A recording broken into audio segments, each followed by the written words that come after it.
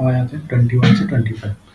मैंने जानबूझ के आपके इस 25 क्वेश्चन के मिनी मॉक में भी पैसेज रखा है 5 क्वेश्चन का, लेकिन आपके मेन एग्जाम में पेपर 2 में सिर्फ 5 क्वेश्चन ही आएंगे पैसेज, एक पैसेज आएगा बस। तो 5% है। मैं चाहता तो उसका उस हिसाब से अगर रखता तो इसमें तो आने भी नहीं चाहिए थे 25%, ये 5% तो आने भी नहीं चाहिए थे इसमें, लेकिन फिर भी मैंने रखा क्योंकि पेपर 1 में यही चीज़ बढ़ के हो जाती है 25%, 25%, 1/4 इज जस्ट पैसेज। तो इस तरीके से जब मैं आपको मिनी मॉक कराऊंगा तो कहीं ना कहीं आपका पैसेज की भी तैयारी होती रहेगी पेपर 1 की। ठीक है। और पैसेज पढ़ना इसलिए भी ज़रूरी है कि इंग्लिश का जो ये लेवल होता है क्वेश्चन, अगर जो बहुत ज़्यादा पढ़ा है इंग्लिश, उसको ना ग्रामर आता है, ना वोकैब आता है, ना कुछ आता है, उसने बस पढ़ा है चीज़ें, इंग्लिश में बहुत सारे नॉवेल्स पढ़े हैं, न्यूज़पेपर पढ़ा है, ये पढ़े हैं, वो पढ़े हैं, तो मैक्सिमम क्वेश्चन ग्रामर के लगा लेगा, क्योंकि वो जब एक सेंटेंस पढ़ता है तो उसको एक अंदाज़ा हो जाता है कि ये सही नहीं लग रहा है, या ये सही है, या ये पैरा जमन के बाद ऐसे लग रहा है। उसको जो लग रहा है या ये सही है वो गलत है, इस तरीके से ही वो बना जाता है, क्योंकि आपको एक कॉम्प्रिहेंशन की आदत हो जाती है, आप कॉम्प्रिहेंड कर पाते हो, चीज़ें पढ़ के समझ पाते हो। तो इस तरीके से भी आपको हेल्प होगी। ठीक है। तो अब आप लोग पॉज करें और पढ़ें इसको एक बार, ये यहाँ भी है और फिर यहाँ भी है। ठीक है। पॉज किया आपने, अब इसको पढ़िए। आई होप आपका कंप्लीट हो गया होगा। अब एक बार मैं आपके साथ पढ़ लेता हूँ। Next problem facing us in the climate to open more colleges and to reserve more seats for backward classes, but it will be a sheer folly to expand such facilities recklessly without giving any thought to the quality of education imparted.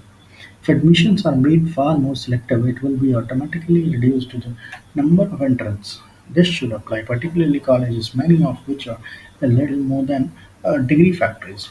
Only then can the authorities hope to bring down the teacher-student ratio to manageable proportion. What is more, teachers should be given refresher courses every summer to brush up their knowledge. Besides, if college managements increase their library budget, it will help both the staff and to the new students a great deal.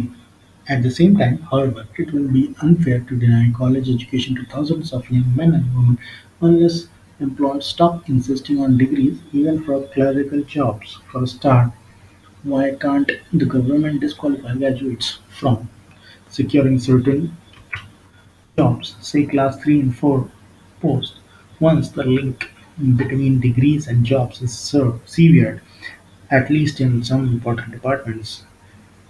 It will make young people think twice before joining the college. ठीक है। अब आ जाते हैं question पे। Question number 21 कहता है what can automatically help to reduce admission. Maximum question, passage का maximum question 80% plus सीधे सीधे आपके लाइन उठा के दिए रहते हैं, हिंदी हो इंग्लिश हो। पैसेज का यही है कि सीधे सीधे आपका एक लाइन उठा के दिया रहता है। बहुत ही रेयरली क्वेश्चन एक या दो ऐसे आते हैं कि भैया टोन बताओ पैसेज का, या पैसेज का मतलब बताओ, पैसेज का टाइटल बताओ। तो ये कुछ ऐसा कंट्रोवर्शियल हो जाता है कभी कभी, तो इसीलिए एग्जामिनर भी पहले तो इन सवालों से बचना चाहता है, और अगर डाला भी तो इतना ईजी डालता है कि और ऑप्शन आप देख के ही समझ जाओगे कि भैया और कोई हो ही नहीं सकता। ठीक है। तो अब आते हैं अपने 21 के ऑन सवाल पे। What can automatically help to reduce admission. इसका जवाब पैसेज में ढूंढते हैं। एडमिशन को कौन रिड्यूस कर सकता है? ये इस लाइन को पढ़ते हैं, if admissions are made far more selective it will automatically reduce the number of entrance. तो यही है। तो इसका ये कहता है कि एडमिशंस जो है वो सिलेक्टिव होने चाहिए। तो ऐसा कोई आंसर है क्या? एडमिशन सिलेक्टिव होने चाहिए। जी हाँ, एडमिशन सिलेक्टिव एडमिशन है। तो 21 का आंसर हो गया सी। अब आते हैं 22 पे। Many of the new colleges are. क्या है न्यू कॉलेजेस?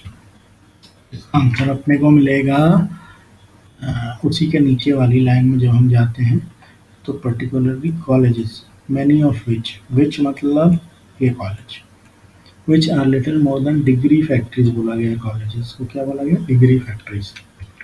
ये है क्या अपना answer? Many of the new colleges are factories producing degree holders. इसका आंसर हो गया सी। ठीक है। 23rd में जाते हैं, तो how can teachers brush up their knowledge. तो ये भी आपको सीधे सीधे मिल जाएगा पैसेज में से। ब्रश अप कैसे करेंगे हम, ब्रश अप देयर नॉलेज कैसे, रिफ्रेशर कोर्स से। कैसे करेंगे, तो रिफ्रेशर कोर्स से। ठीक है।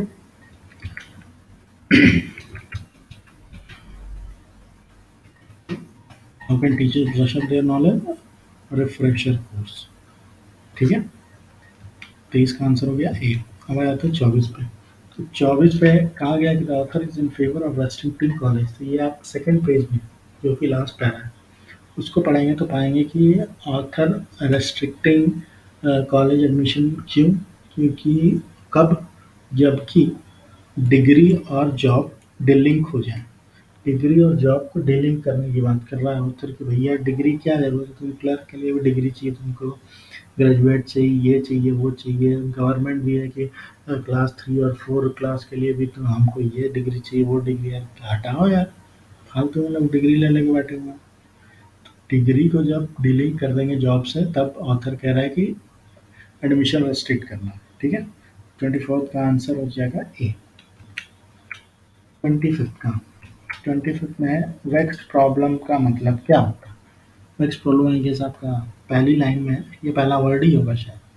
तो वेक्स प्रॉब्लम का आप पीछे जा जा के इसको सॉल्व कर सकते हैं। जैसे मैं अभी 3 क्वेश्चन आपको दिखाया, हर बार तो मैं नहीं जाऊँगा क्योंकि इससे आप ही का टाइम वेस्ट होगा। तो आप बैक बैक जाके उस पूरे पैसेज को पढ़ के फिर फ्रंट आके आंसर दे सकते हैं पैसेज को। इस तरीके से भी दे सकते हैं। ठीक है। The phrase vexed problem means imaginary problem तो नहीं होता है, डिबेटेबल, डिबेट करने लायक प्रॉब्लम हो सकता है। अनसॉल्वेबल प्रॉब्लम की तो बात नहीं कि इस प्रॉब्लम कोई बनेगा ही नहीं। बल्कि ऑथर ने तो कितने सजेशन भी दिए कि ऐसे ऐसे करने से ये प्रॉब्लम सॉल्व भी हो जाएगी, तो ये हो नहीं सकता। इरिटेटिंग प्रॉब्लम यही है आपका आंसर। वेक्स का मतलब irritate. I am vexed with you, ये चीज़ बहुत बार यूज़ की जाती है। इसका मतलब होता है कि तुमने मुझे इरिटेट कर दिया भैया, परेशान कर दिया। तो ये प्रॉब्लम भी कैसी है, परेशान करने वाली है, जो डिग्री और जॉब को लिंक किए हुए चीज़ें। और फालतू में कॉलेजेस खुलते जा रहे हैं, आंडू पांडू से डिग्री मिलते जा रहे हैं। तो ये इरिटेटिंग प्रॉब्लम है। ठीक है। इसी के साथ आज का हमारा सेट पूरा होता है। 25th का आंसर डी है। And I thank you for successfully completing practice set 1। हमारे साथ अभी तक जुड़े रहने के लिए बहुत बहुत धन्यवाद आपका। ये मैंने कुछ क्राइटेरिया लिखे हुए हैं जिस आपको ये बताने के लिए कि मैंने ये 25 क्वेश्चन या आगे के सेट्स सेट्स मैं जब बना रहा हूँ, क्वेश्चन मॉक क्वेश्चन सेट बना रहा हूँ, तो उनके क्राइटेरियाज क्या क्या हैं ये तो पता होना चाहिए ना भैया आपको। ये 3 क्राइटेरिया पे मैंने जोर दिया। सबसे पहले मैंने देखा है सिलेबस, क्योंकि आपको लिटरेचर ग्रामर सब में दिखा होगा कि सिलेबस को मैंने अच्छी तरीके से चार्ट डाला है और सिलेबस के हिसाब से क्वेश्चन बनाए। फिर दूसरी चीज़ मैंने देखी प्रीवियस ईयर क्वेश्चन, जो भी वैसे तो कम ही हुए इंग्लिश के, लेकिन पीछे के जो भी हुए पंचायत सचिव, एसएससी सीजीएल, जेएसएससी सीजीएल जो भी हुए हैं, उनके मैंने प्रीवियस ईयर क्वेश्चन को देखे हैं कि किस तरीके से क्वेश्चन आते हैं। और फिर देखा है मैंने करंट ट्रेंड, क्योंकि जेएसएससी का जैसे आपको पता होगा 8 साल, 10 साल, 15 साल पुराने क्वेश्चन है, वो आज के हिसाब से कितने रेलेवेंट होंगे ये हम नहीं जानते। हो सकता है वैसा ही क्वेश्चन आ जाए पूरा, मैं ये नहीं कह रहा हूँ नहीं आया, लेकिन हो सकता ना भी है। तो आपको उस नए करंट ट्रेंड के हिसाब से अपडेटेड रहना होगा। जैसे कि अभी जो जेई के एग्ज़ाम हुए, पीजीटी के एग्ज़ाम हुए, तो इसके हिसाब से मैंने देखा कि किस तरीके से आजकल का ट्रेंड क्वेश्चन आ रहा है। और आपको ये भी पता होना चाहिए कि आपका वेंडर भी बदल गया है। अब शायद आपको सेंट्रल एसएससी वाला ही वेंडर मिला है इस बार एग्ज़ाम कंडक्ट करने के लिए। तो क्या इसका मतलब सारे एसएससी के ही क्वेश्चन आएंगे, सेंट्रल एसएससी के नहीं, नहीं आएंगे, क्योंकि हर एग्ज़ाम का लेवल, हर एग्ज़ाम का मोटो, हर एग्ज़ाम का जो ऑब्जेक्टिव होता है वो अलग होता है, और ये एग्जामिनर को भी पता होता है, और उस हिसाब से एग्ज़ाम सेट किए जाते हैं। हाँ, उस तरीके के आप बोल सकते हो कि आएंगे, लेकिन वैसा उस लेवल का नहीं आएगा। मैं जो आपको दे रहा हूँ लेवल, वो सब कुछ इन सब तीनों पायदान पे जो खरे उतर रहे हैं उन्हीं क्वेश्चन को लाए गए हैं, और जो नहीं उतर रहे हैं उनको हटा दिए गए हैं कुछ सीधे सीधे। कितने क्वेश्चन मेरे खुद के दिमाग की पैदाइश है इसमें। आने वाले सेट में भी आपको दिखेगा मैं बैठ के जब कुछ पढ़ रहा हूँ, न्यूज़पेपर पढ़ रहा हूँ या कोई नॉवल पढ़ा, कोई तीसरी नॉवल पढ़ रहा हूँ, तो उसमें से मुझे जो सही लगता है अपने हिसाब से बना दिया मैंने, अपने तरीके से बनाया हुआ, लेकिन टाइप क्वेश्चन यही आएगा। अब जब आने वाले सीरीज़ को भी जब बाकी सेट्स को भी सॉल्व करोगे तो आपको पता चलेगा एक अच्छा कॉन्फिडेंस आ जाएगा। आपको टाइप हो गया, क्वेश्चन बिल्कुल नहीं आएगा। मैं लिख के दे रहा हूँ, क्वेश्चन बिल्कुल वो नहीं आएगा, लेकिन टाइप इसी टाइप पे आएगा मैक्सिमम क्वेश्चन। ठीक है? तो थैंक यू मेरे साथ जुड़े रहने के लिए। आगे भी अब सेकंड सेट आने वाला है बहुत जल्दी, तो ट्यून इन करें मेरे चैनल युगम रीजनिंग को और जुड़े रहिए हमारे साथ और अपनी तैयारी को मजबूत करते रहिए। ठीक है? इसी के साथ बहुत बहुत धन्यवाद आपका। Thank you very much.